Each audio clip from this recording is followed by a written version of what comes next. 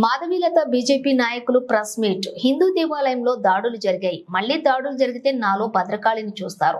ముస్లిం ముసుగులో ఎంఐఎం దాడులు చేస్తున్నాయి. రేవంత్ రెడ్డి హైడ్రా పేరుతో మంచి చేస్తున్నాడు. అసద్ అక్బరుద్దీన్ భూ కబ్జాలు చేశారు. వక్స్ బోర్డు భూములు కబ్జాకు గురయ్యాయి. జిహెచ్ఎంసీ ఫండ్స్ ఎక్కడికి వెళ్తున్నాయి? సౌత్ జోన్ కి ఎక్కువగా వస్తాయి. అవన్నీ ఎంఐఎం అన్నతమ్ముల జేబుల్లోకి వెళుతున్నాయి. రేవంత్ రెడ్డి హైడ్రా పేరుతో అక్రమ కట్టడాలు నిర్మిస్తున్నారు. సీఎం రేవంత్ ని బెదిరించడానికి మత ఘర్షణలు సృష్టించేందుకు ప్రయత్నం చేస్తున్నారు ఎంఐఎం నాయకులు. ఆగస్టు 26 శ్రీకృష్ణుని జన్మాష్టమి. ఆ రోజు రాత్రి 11:30 నుంచి 12 మధ్యలో రాత్రి రక్షాపురం మెయిన్ రోడ్ అంటే చంద్రాయణగుట్ట అసెంబ్లీ కాన్స్టిట్యుయెన్సీలో ఒక 20 బండ్ల మీద, అంటే బండికి ఒక మనిషి వేసుకోండి చాలు, పోని ఇద్దరొద్దు, ఇద్దరిని వేసుకుంటే 40 మంది, ఒక్కళ్ళని వేసుకుంటే 20 మంది దుండగులు ఎంఐఎం వాళ్ళు వచ్చి ఆ రక్షాపురం మెయిన్ రోడ్ చౌరస్తా మీద అమ్మవారి గుడి ఉంది, ఊరి పొలిమేర దేవత గుడి. అలా 2 విగ్రహాలు ఉంటాయి, జంట విగ్రహాలు. ఒకటి భూలక్ష్మి అమ్మవారు, ఒకటి నల్లపోచమ్మ అమ్మవారు. ఒక పెద్ద బండరాయి తోటి ఆ తాళం పగలగొట్టి లోపలికి వెళ్ళి ఎంఐఎం దుండగులు అమ్మవారి భూలక్ష్మి తల విరగ్గొట్టేసి ఇంకొక అమ్మవారిని నడుము దగ్గర నుంచి విరగ్గొట్టేసి ఆ రాయి అక్కడ పడేసి వెళ్ళిపోయారు. ఆ వెళ్ళిపోయే వాళ్లకు మనం ఇంత హోంగార్డులు పోలీసులు మన సంరక్షణకున్నారు అని మనము మభ్యపడుతూ ఉంటాం. కానీ ఆజం అనే ఒక home guard driver, patrolling vehicle driver వీళ్లను సురక్షితంగా అక్కడి నుంచి తరలించేశాడు. తమాషా ఏమిటి అంటే ఇది కేవలం ఒక 50 గజాల దూరంలో మాత్రమే ఉంది రక్షాపురం పోలీస్ స్టేషన్ కి. 50 గజాల దూరంలో ఉంటే గుడి పక్కననే 3 కెమెరాలు ఉన్నాయి. ఎంఏ జ్యువెలర్స్ ముందు కూడా ఒక కెమెరా ఉంది. ఈ దుండగులు పరిగెత్తుకుంటూ వెళ్ళి ఆజమనే హోంగార్డ్ డ్రైవర్ వాళ్ళని తరలిస్తే వాడు ఎంఏ జ్యువెలర్స్ సందులో నుంచి వెళ్ళిపోయారు. వాళ్ళు ఇంత అరాచకాన్ని పెట్టుకొని, ఆశ్చర్యకరమైన విషయం ఏంటంటే ఒక పిచ్చోడిని తీసుకొని వచ్చి, ఎంత నిర్దాక్షిణ్యం చూడండి. పిచ్చోడిని తీసుకొచ్చి, నిజంగా వాడు పిచ్చోడే అనుకోండి, ఆ తల్లి ఏడుస్తోంది. ఏడ్చే తల్లికి హిందూ తల్లి ముస్లిం తల్లి ఉండవు ఇక్కడ. ఆ తల్లి ఏడుస్తోంది, పిచ్చోడు నా కొడుకు, వాడు ఏం చేయగలుగుతాడని.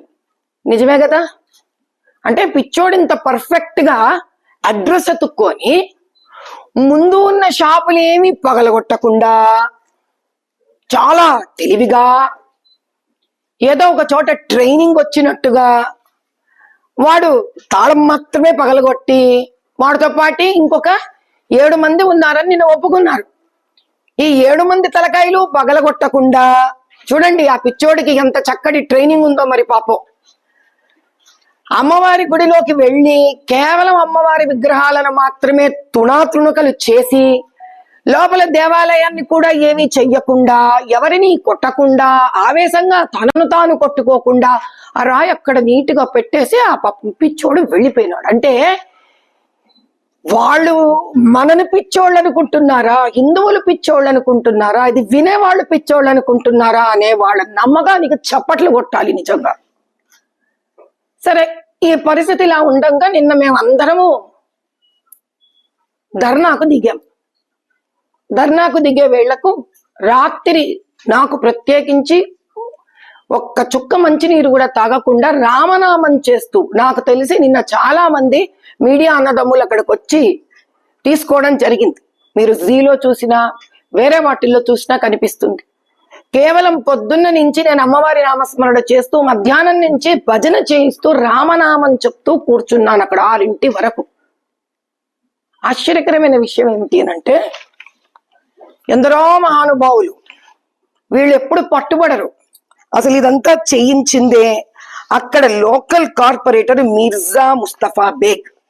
ఈ మహానుభావుడు పోలీసుకి కంప్లైంట్ ఇస్తాడు, చూసుకోండి. ఇది 2 పేజీల కంప్లైంట్, మీకు నేను చూపిస్తాను. 2 పేజీలు పక్కన పెడతాను. దయచేసి ఈ కంప్లైంట్ ని చూడండి మీరు. ఈ కంప్లైంట్ లో ఒక అద్భుతమైన 2-3 వాక్యాలు ఉన్నాయి, నేను చదివి వినిపిస్తాను. 2 వాక్యాలు.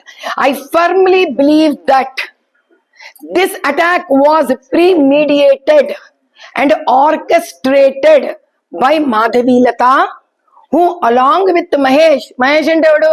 పాప పిల్లాడు ఆ గుడి పునర్నిర్మాణంలో కష్టపడి అమ్మవారిని సొంత బిడ్డలాగా చూసుకుంటూ రోజు వెళ్ళి దీపం పెట్టి పూజ చేసుకొని వస్తాడు. కాబట్టి అటువంటి వ్యక్తి నేను and others incited the mob to carry out this unlawful act. ఏమిటి ఈ దిస్ అన్లాఫుల్ యాక్ట్? ఎన్నింటికి జరిగింది? అతని ప్రకారం ఈ కార్పొరేటర్ గారు, ఎంఐఎం కార్పొరేటర్ గారి గొప్పతనానికి చూడండి.